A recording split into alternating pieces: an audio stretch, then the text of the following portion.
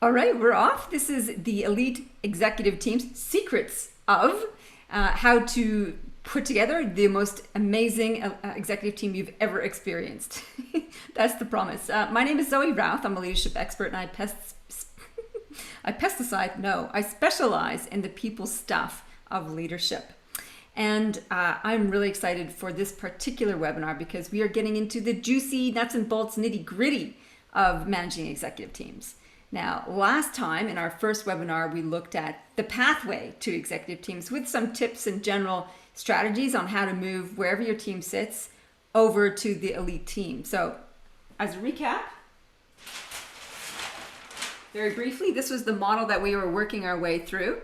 Novices were those who had little cultural cohesion and little expertise in strategy. And stars were okay with their strategy, but not so cohesive. Amateurs were cohesive, but not so great with their strategy. And the elite teams were both. They were nailing it on both. And then we looked at which strategies do we use to get wherever we are to elite executive teams. So if anybody had some residual questions or comments, now's a good time to put that in the chat box from that first session that you would have stayed with you, or that question that you want answered. Pop it in there and I will check on that as we go along. Today, though, we are going to do something completely different and just really focus in on the elite ones. And what is it that makes an elite team? So I'm going to walk us through a couple of things on the slides. And the first one is a piece of research that I came across, which is pretty amazing. And the summary of this research was that 75% of cross-functional teams are dysfunctional. And an executive team is nothing but a cross-functional team. It's representing the different functions of an organization and it needs to operate cross-functionally and not just in silos. And 75% of them are dysfunctional. Certainly not in this group of attendees, though, because many of you answered the question, where's your team cohesion at the moment? And many of you said all the answers range between 7 and 10, which is a pretty good rating, really, when you think about it. So what the summation I've made from that is people attending this series is all about how do we get even more out of our team? A pretty good team, how can we go to the next level? So on this study, though, they looked at 95 teams in 25 leading corporations, and the assessment was led by an independent panel of academics and experts. And they failed on at least 3 of these 5 criteria: meeting a planned budget, staying on schedule, adhering to specifications, meeting customer expectations, or maintaining alignment with the company's corporate goals. That's pretty basic, isn't it? That's what I thought was pretty amazing. Just meeting your budget, staying on time, following the plan, and aligning to the corporation's corporate goals. So it's pretty fundamental stuff, and most teams failed on 3 out of 5 of those. I'm wondering how your team would go with that. So when we're looking at peak performance, you got to get the basics covered, at least, get those things covered. But when we're talking about elite, very top of the tree performance, what are we talking about? We're talking about, in some cases, group flow. Now, flow is a term that was coined by neuroscientist and researcher Mihai Csikszentmihalyi, and it is the most complex name in the world to spell out. And what he discovered is that there's often this state of being in individuals, and we'll talk about teams in a minute, where we are at our best. We are deeply focused, deeply creative, and fantastically productive. And we experience this sense of timelessness, of effortlessness, of complete engagement in the task at hand. So our sense of self disappears and we're just in the moment, focused on this amazing creation activity that we're doing. Sometimes we get it through sport. Sometimes we get it through an artistic endeavor. And sometimes we get it at work. That's astonishing and true. So how do we get more of it at work? That's a very large webinar series. But what I want to do is talk about how do we get that in a group situation? Because you can actually have group flow, where teams come together and have a similar type of experience, where they have a sense of complete engagement, of dynamic creativity, of incredible problem solving, of amazing idea generation. This kind of experience is typical of elite executive teams. When they come together, they get into this brain meshing experience. So how do we do that? What are the conditions that need to be in place for when you bring your executive team together, that the ideas spark, that the discussions are productive and robust and amazing, you feel energized and elevated by the company that you're in? When was the last time you had a meeting like that? Every meeting should be like that. Every interaction, whether it's in pairs and triples or the whole group, should be that rigorous and dynamic. And it was the work of another researcher who I'm going to share with you in just a moment, who codified what it takes to have an elite executive team like that. And I forgot about this part. We're going to do this part instead of talking about the codify part. This is important because it's a precursor to what's required for executive teams, is understanding the difference between a championship culture and a performance culture. And there is a slight distinction.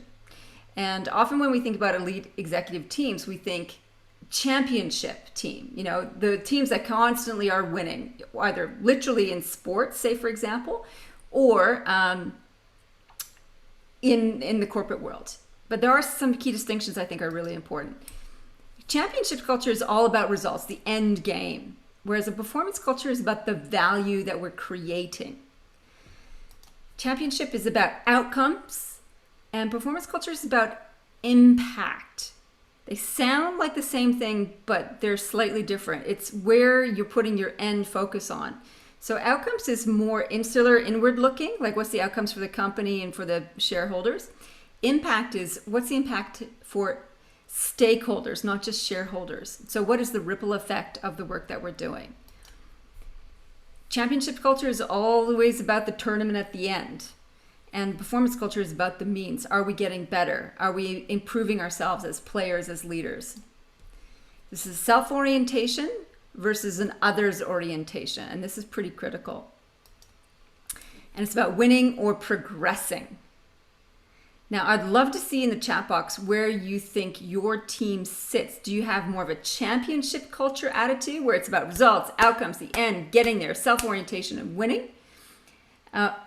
Or is it more performance culture oriented or somewhere in between? Are you all about value and impact, means, others orientation and progress? Now, I know for Lynn Strong's team, I know that they're very much a performance culture.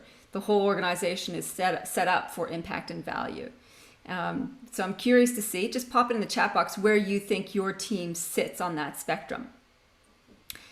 And as you're doing that, there is another big insight that I'd like to share around this. So I'll just give you a moment to pop that in the chat box where you sit, championship versus performance, because neither are wrong. Really what you want is this, both. You want both. You want to have a championship mindset where we're going to give it our best and do our best to achieve these outcomes. And it's all about the journey. It's about the process. And it's about the contribution. They both complement each other.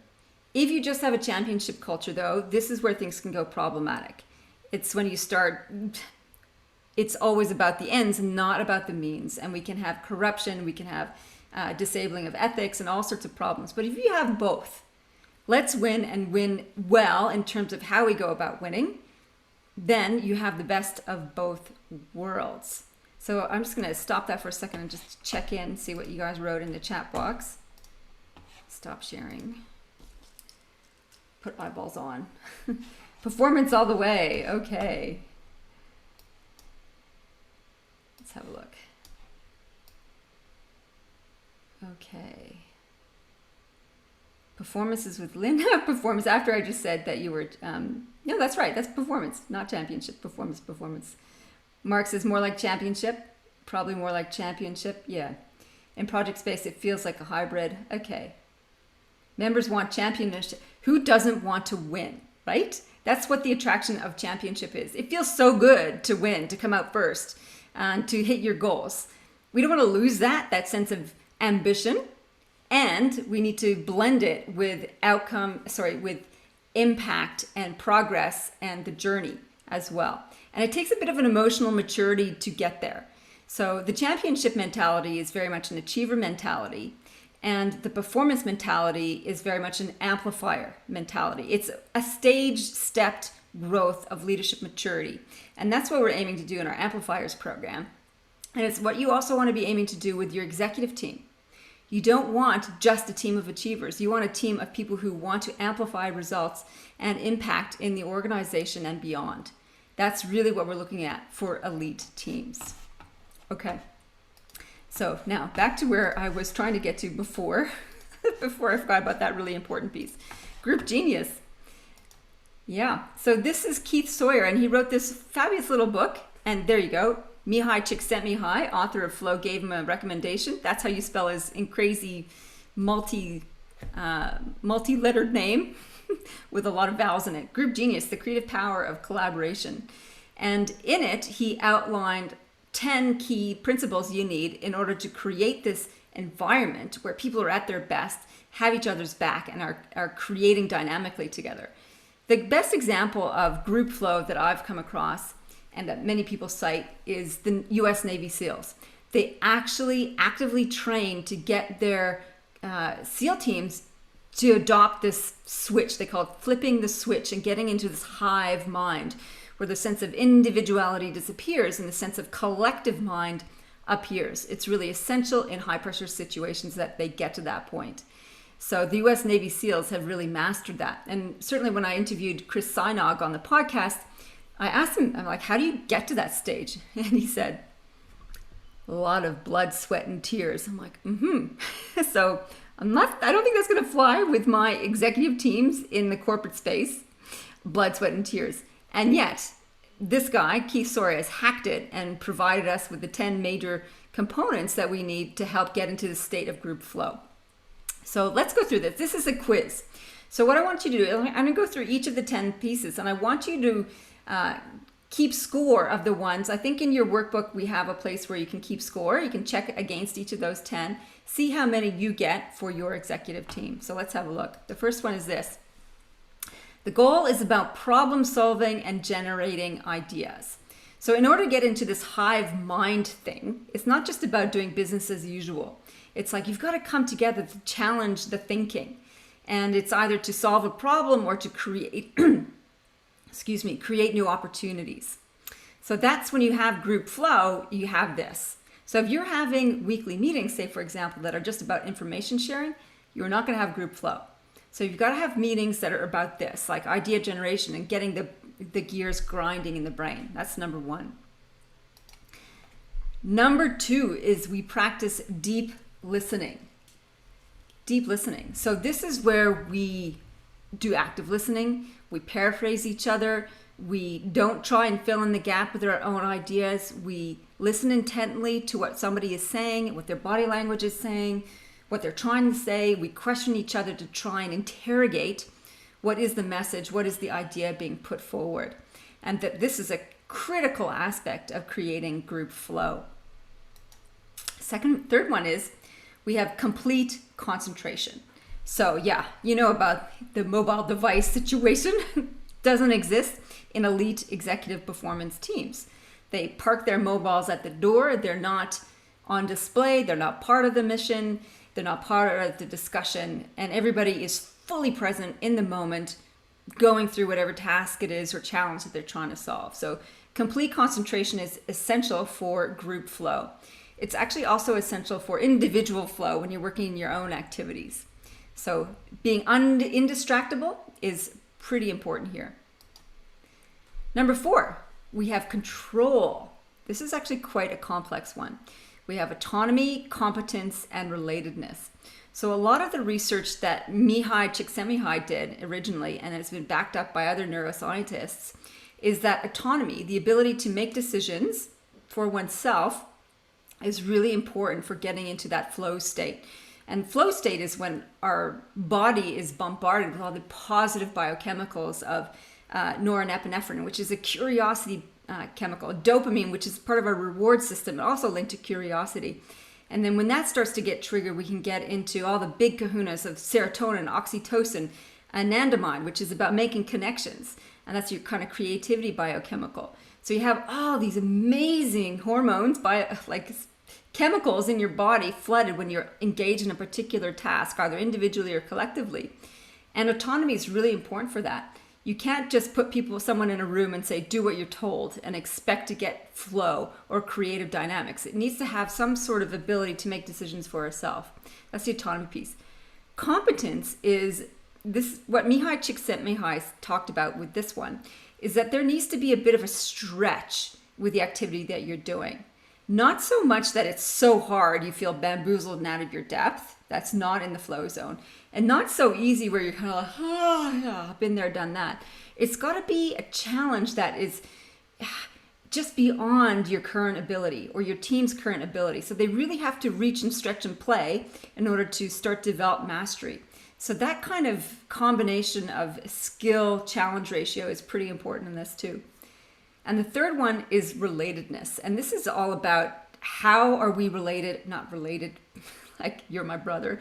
Relatedness is in terms of what are my relationships like? Do we have tension in the relationships? Have we got strong engagement? Do I feel safe here? Do I feel like I belong? There's a genuine connection.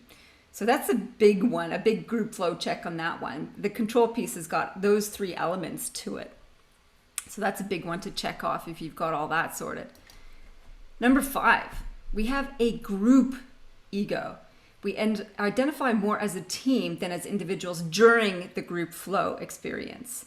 So an example of what it is not, like you might have your executive team meeting and then you have, head of manufacturing, head of finance, head of training, or head of HR, and their primary identity, the one that they put forward first, is their title. I'm head of training, I'm head of management, head of HR, whatever. And if that's their primary identity, then you're going to have trouble getting them into group flow. So when you want to bring your team together, it's like, this is the executive team. You're a member of the executive team, or whichever name you use for your team. And that group identity is something that coalesces and it sort of sets the tone for group engagement. That's a pretty cool one. This is an interesting one. We have equal skill levels. So this means that, not the exact same skill levels, but we have an understanding that if we throw a challenge on the table, that all of us know how to do scenario planning. All of us know how to do environmental scanning. All of us know how to do reflective practice. All of us know how to hold really good questions. So we've got some similar aptitude and experience with solving this kind of level of problem. If you have somebody who's complete novice to the executive team, first time being in a senior position, everybody else has been in senior levels for 10 years or more, it's going to be more difficult getting into group flow because you always have to be mindful of the junior person getting up to speed, making sure they understand the languaging and the context. So it can sort of break the group flow experience. Now I think about this when I'm in Aikido. I just started Aikido and I'm thrown into the class with a bunch of black belts, which are senior practitioners, been doing it for years, and I've done 6 classes. So I'm like, I have a much diminished level of performance that compared to them. So is there group flow?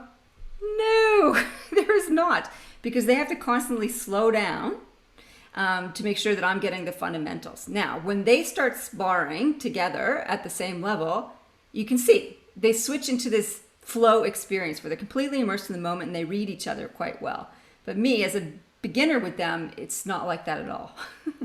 So equal skill level helps put people into the right group flow process. Number 7 is we are familiar with how each of us operates. We know each other so well that when Fred says, someone's unmuted themselves. If you could mute yourself, that would be terrific. When Fred goes, whatever he says, we know that's a signal for, I'm tired, I need a break. Or when Charles says, I've got a story about this means that we're on the edge of a breakthrough, say, for example. So we're familiar with people's quirks, their attitude, when we need a break, etc. So we're so tuned into how each one of us operates. We know what the go-to questions or challenges might be with each other. We know what the signals are if we're having disagreements or whether we need a break. Okay, number 8, communication. We have rigorous feedback and frequent conversations. This is so important. So we cannot be afraid of challenging ideas. We cannot be afraid of challenging each other's contributions and each other's performances. If we do, we cannot progress. It means we're holding back, we're hiding, we're limiting each other and the team.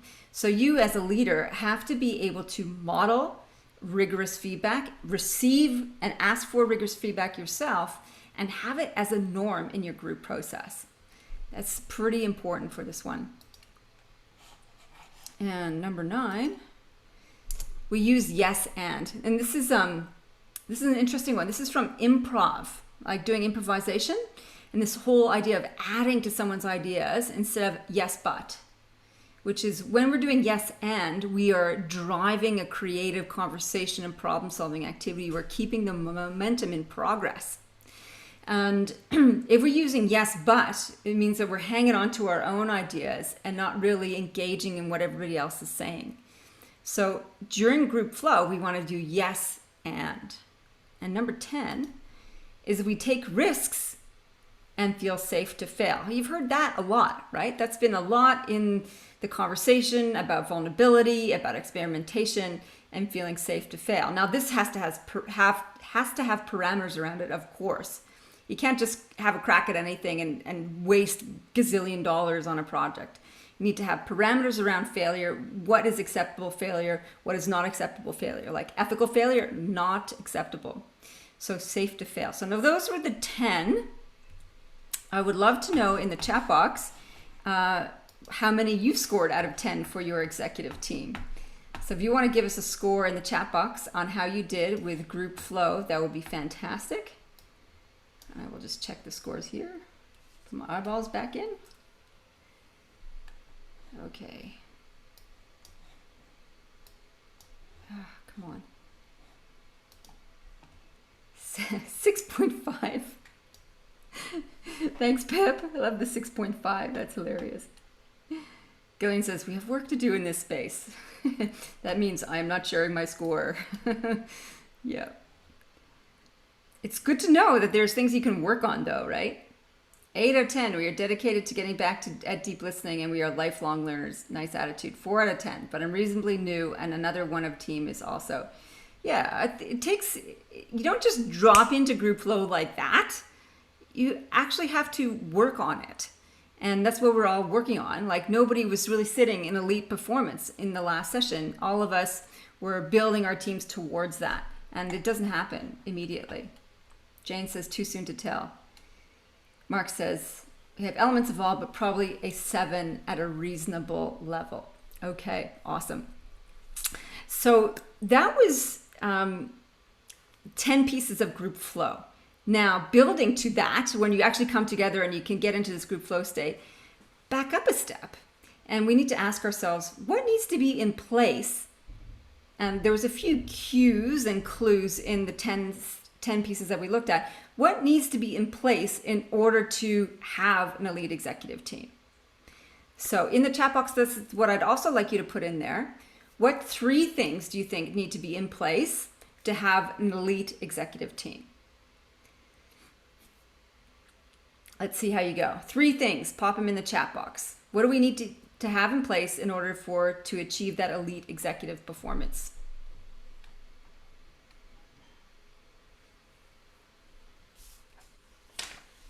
Sorry, I need further instruction aside from that list that you've just provided. Yeah, okay. So the list that I provided was about the pointy end of group flow. So when we come together, we need to have complete focus and attention. We need to have a sense of group identity, etc. Before we get actually into the room, what are some other fundamentals we might need to have in place in order to get to that state? It could be things like here we go. Jane's put in respect, shared purpose, trust. So those kinds of elements. Okay, thanks. Okay. Respect, shared purpose, trust, curiosity, safety, trust. Trust between each other, good communication and respect. Okay.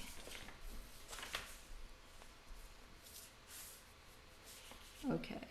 Agreed values and behaviors. Yeah, nice. Trust, capability, and collective vision. Yes. Nice. Okay. As you go through that, we'll see if we can plot what you have said onto dun, dun, dun,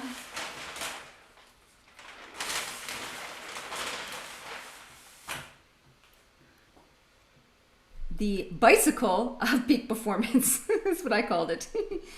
Okay, Pip says shared purpose, role clarity, willingness. Okay, awesome. All right, so let's walk through some of what you've put in there. Will map onto this model. And I like to think of this model as a bicycle. The front wheel is always leading the way, and that's up here. And up here, the first thing we need to have in place is a sense of purpose. So a few of you have written that up.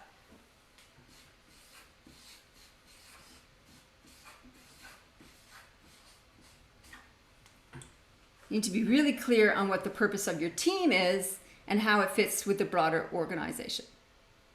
Now, the trailing wheel, the back wheel, is about results. So that's your why. This is the what. That's pretty important.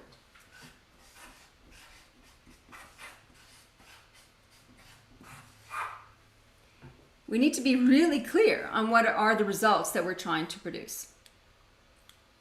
And in here in the middle, we have the gears, I guess, of the bicycle, if you like. So we got front wheel is purpose, back wheel is results, and then what keeps the whole thing going? In this bottom circle, we have structure. So a couple of you mentioned that. Or some shared purpose, role clarity. There you go, those pips. And that's an aspect of structure.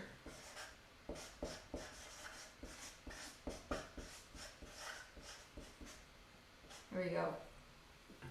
That's a really important piece there. So, and things like in the structure include how decisions are made, how we problem solve, how do we deal with complaints, who has scope of responsibility for what, sort of like your boundaries of pieces of the puzzle, you know, who does what and how is the important part of structure. This next piece is about strengths.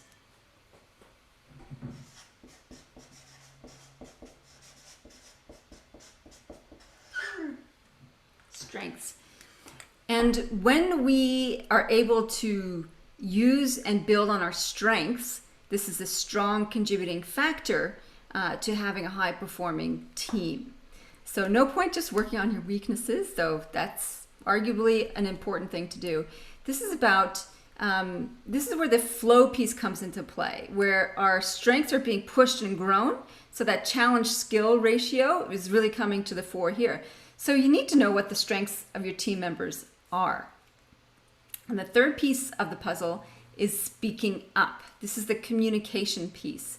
How much are we able to speak up, share our opinion without fear of reprisal, without fear of having our ideas stolen, fear of confessing and explaining and talking about failures. That's this piece. That's the speaking up.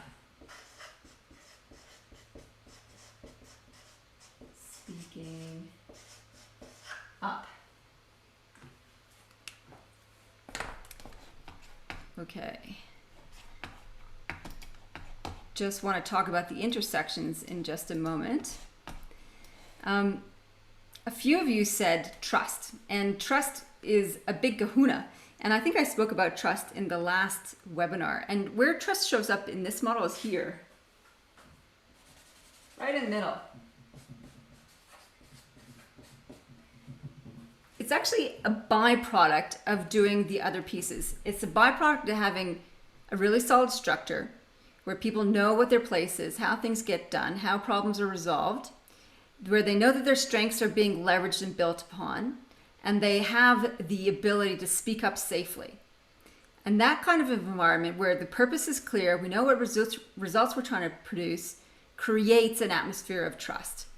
So you don't ever actively work on trust, you work on these other elements first. And that creates the environment to allow trust to flourish. Assuming you have repeated positive experience, which is the other key aspect of building an elite executive performing team. Okay, now let's look at the other intersections because they're also really important and they kind of demystify a few other things along the way. So when you have a really clear structure and everybody knows where they fit and everybody's strengths are being leveraged, that's an amazing environment. And this is where engagement comes to the fore.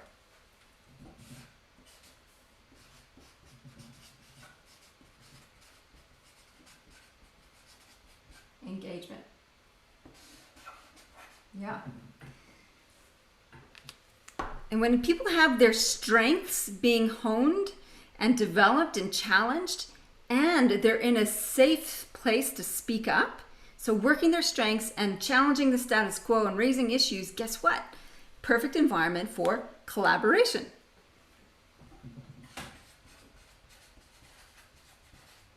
Collaboration.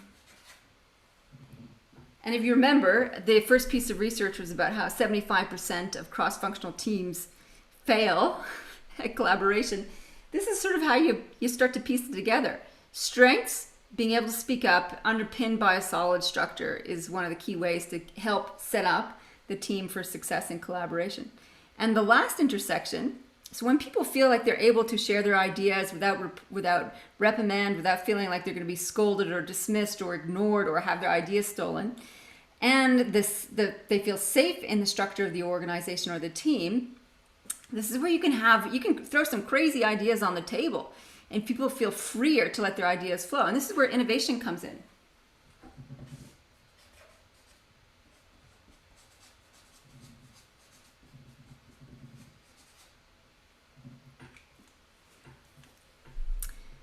So that's really the recipe, the nuts and bolts of how to create an elite executive team.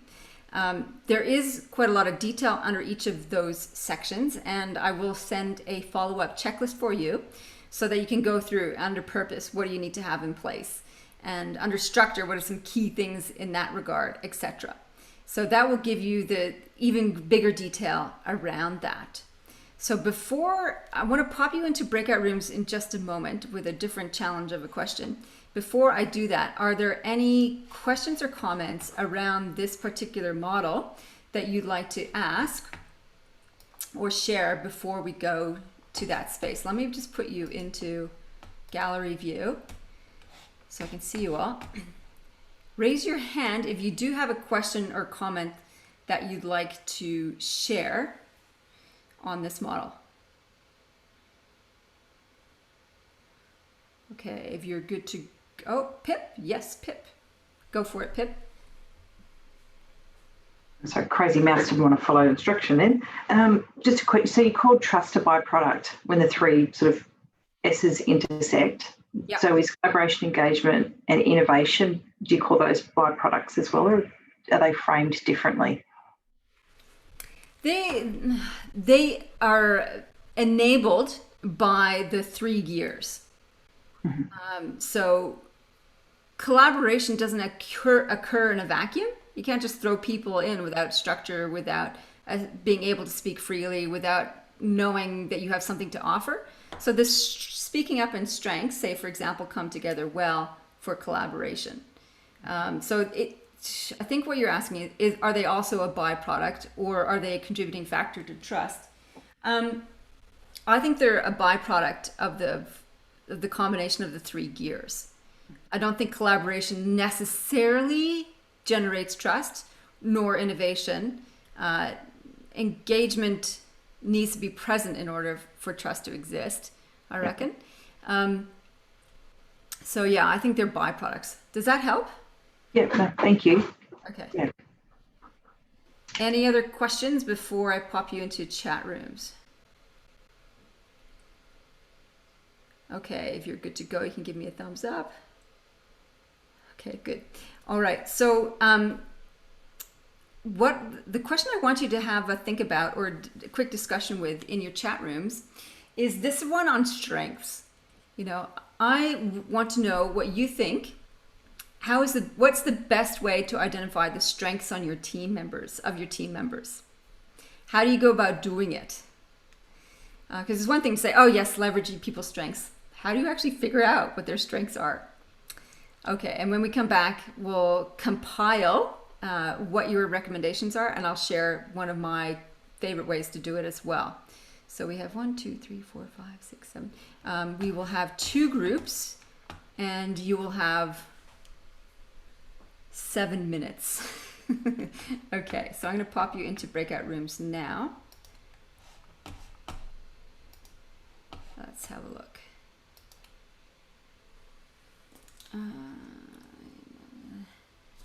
Okay, let's go. 7 minutes.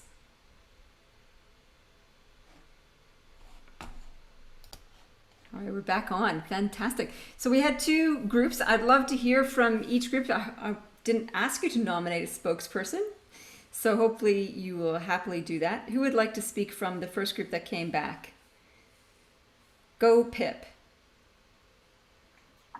Okay, so we identified that the first one is like ask them what do they see as their strengths, but importantly also what do they see as their weaknesses, because that's just as revealing.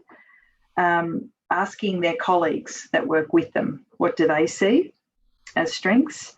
Asking curious questions and stretching and being very cognizant of, is this person perhaps telling you what they think you want to hear? So stretch beyond that. You can use tools like profiling to help give you a gauge, and then putting people into projects that either align with their passion or might their strength. Okay, yeah, that's very good. That's very thorough. Thanks for doing that. That's fabulous. Let me just check the other group. So the other group, second group, did you guys have anything additional to add to that list? Mark is volunteering himself, I can tell, but you need to unmute yourself, of course. Was, but I'm happy to do that. And lots of similarities around the self-identification, the need to sort of validate that with peer or other type of strategies. It also talked about a profiling type tool to gather that. But the only other thing that's probably new is taking into account, I guess, the line of continuity about the maturity of the team as to your solution might be adapted to that. So I guess a fit for purpose type situation, because a newish team or even the new leader would influence some of the tools you might use to try and do that. Okay. Yeah, I love how you've picked up profiling tools as well. And that's certainly one of the things that I was going to suggest is to do that. Let me just get this all sorted. Here's my screen sorted. And people have all sorts of different preferences for using profiling instruments.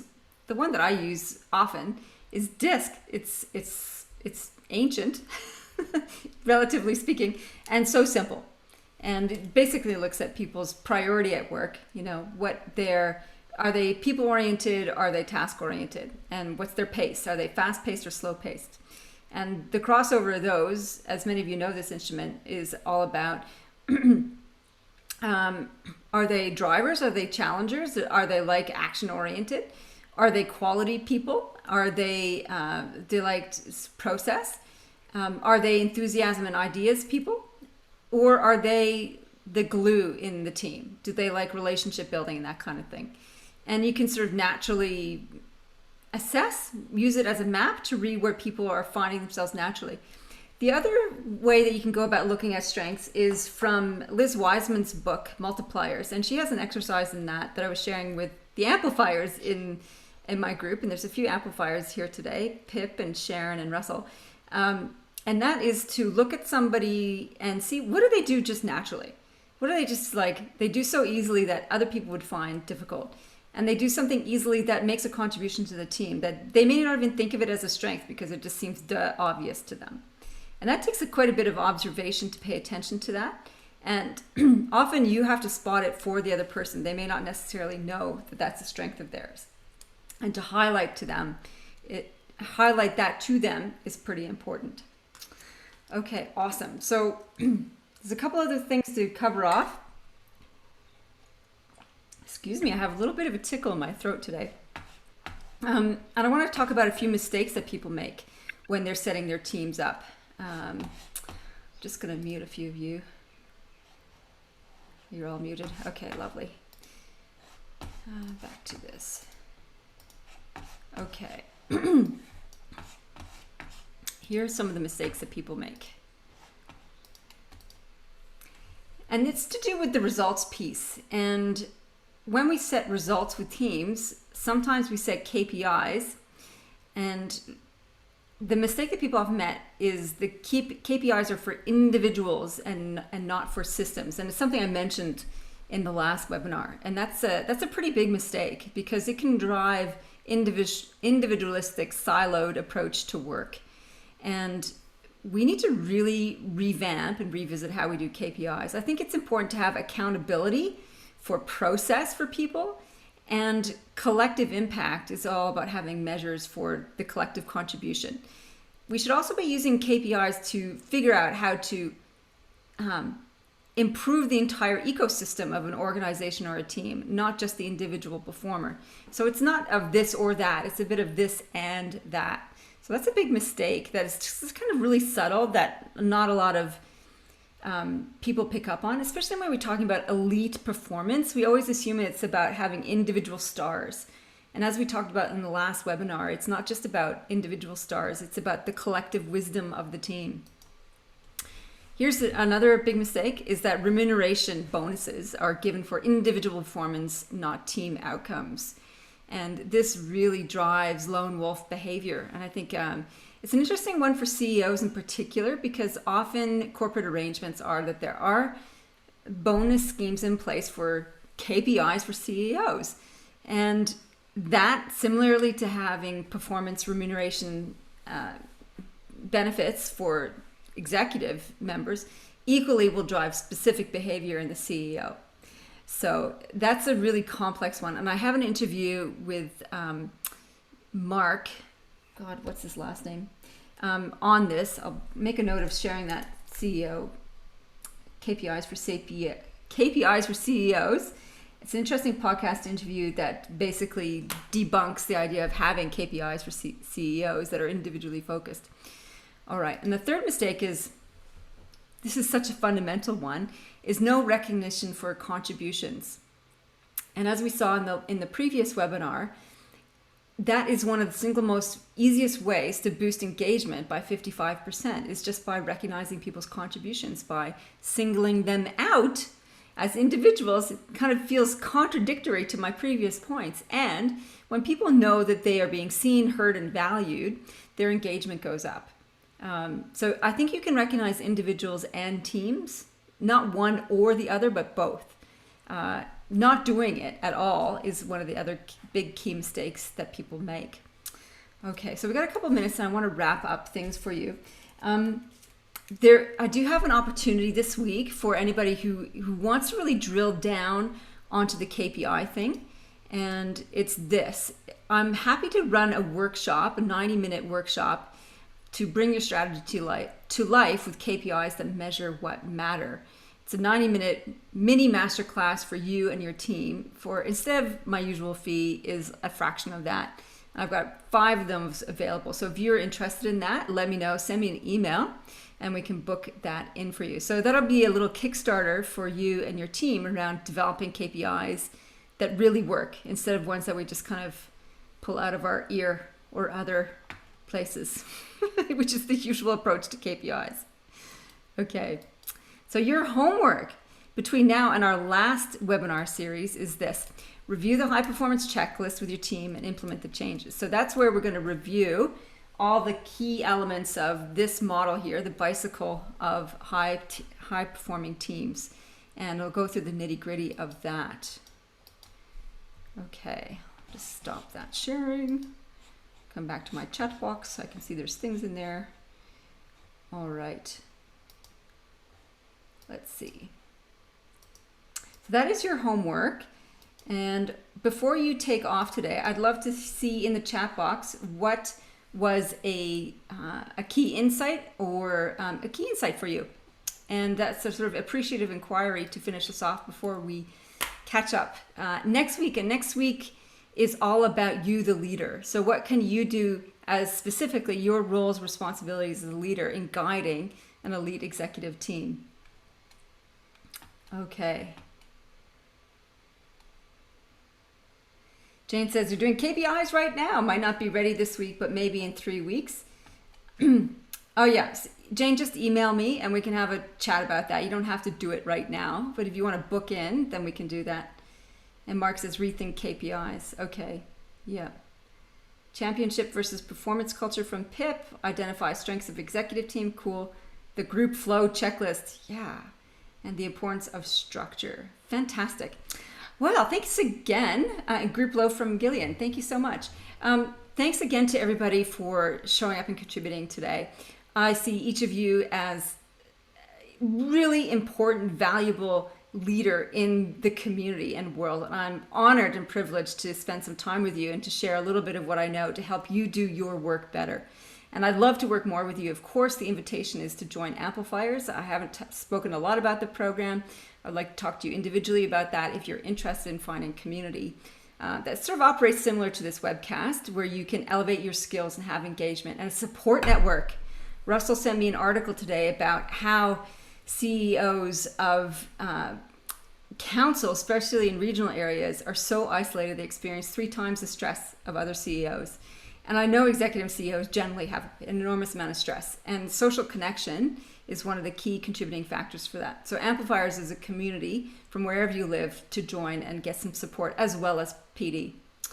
Okay, so thank you so much for everybody for tuning in. We've got one more session next week. I look forward to hearing your progress on some of these strategies, and have an awesome week.